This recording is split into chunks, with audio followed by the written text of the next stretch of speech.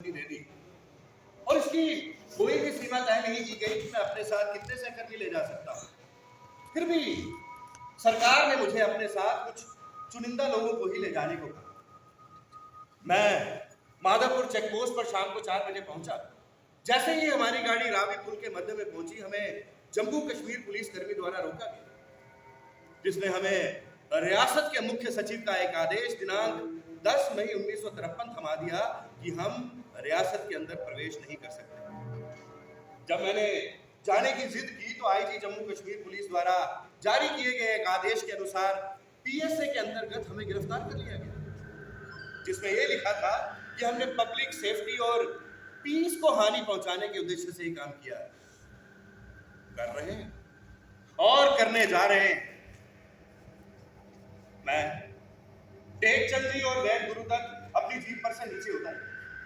मेरे अन्य सहकर्मी जिनमें अटल बिहारी वाजपेयी भी थे, उनसे कहा कि जाओ और देशवासियों को सूचित कर दो कि मैं डॉक्टर श्यामा प्रसाद मुखर्जी जम्मू कश्मीर की रियासत में प्रवेश कर चुका है, भले ही एक कैदी के रूप में ही सही।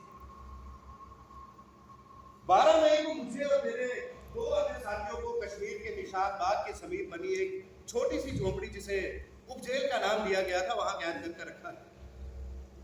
उस उपजेल में कोई भी सुविधा उपलब्ध नहीं, यहां तक कि टेलीफोन तक की सुविधा उपलब्ध नहीं। मेरे कुछ घनिष्ठ मित्रों ने अब्दुल्ला सरकार से मुझसे मिलने के लिए अनुमति मांगी, परंतु उन्हें यह अनुमति नहीं दी। यहां तक कि मेरे बड़े बेटे तक को मुझसे मिलने के लिए परमिट नहीं दिया। यह भी गौरतलब है कि पंडित नेहरू और डॉक्टर काटजू मई माह में श्रीनगर आराम करने के लिए पहुंचे थे, परंतु उन्होंने मेरी सेहत और स्थिति को जानने के लिए औपचारिकता तक नहीं दिखाई।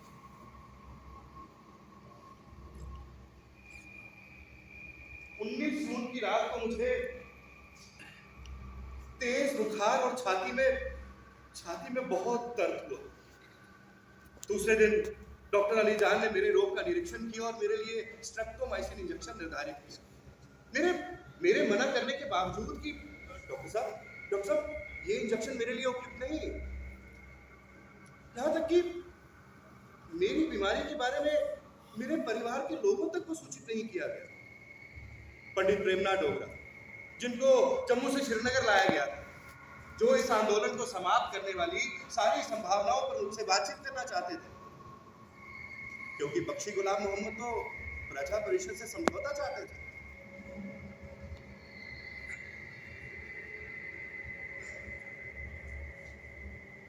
जून को सुबह 4 बजे मुझे गंभीर हृदयाघात हुआ।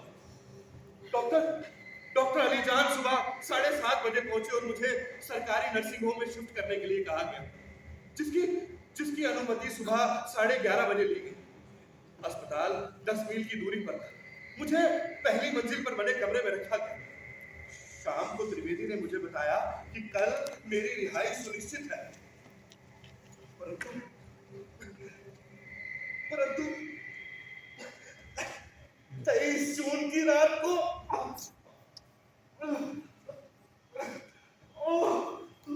जब डॉक्टर मुखर्जी की हालत बहुत गंभीर हो गई तो उन्हें प्रसूति गृह में लाया गया। वे उस समय सो रहे थे।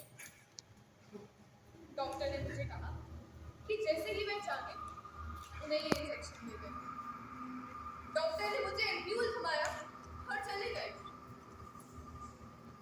मैं उनके जागने का इंतजार करती रही, पर जैसे ही वे जागे मैंने उन्हें वो इंजेक्शन दे दिया। लेकिन जैसे ही मैंने उन्हें वो इंजेक्शन लगाया, वो उछल पड़े और बोले,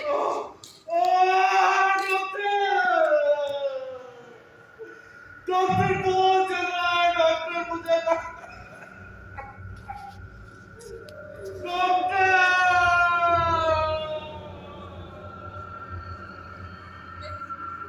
मैं तुरंत टेलीफोन की तरफ दौड़ी ताकि पूछ सकूं कि अब मैं क्या करूं।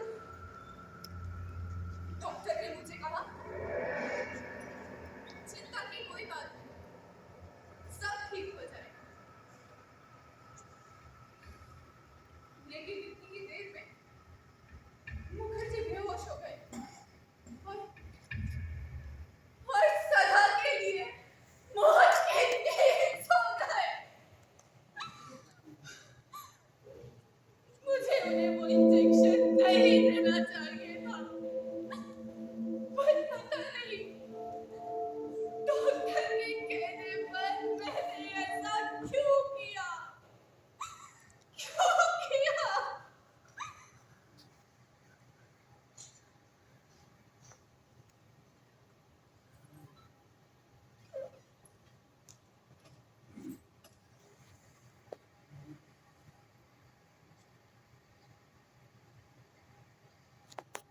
नर्स होने के नाते मैंने अपना कर्तव्य निभाया।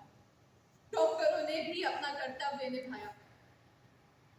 लेकिन कुछ घटनाएं अस्पताल की दीवारों के भीतर नहीं घटती, वे इतिहास बन जाती। उस दिन मेरे समक्ष केवल एक रोगी नहीं था, वह एक ऐसा व्यक्ति था जिसने अपना संपूर्ण जीवन भारत माता की सेवा में समर्पण कर दिया।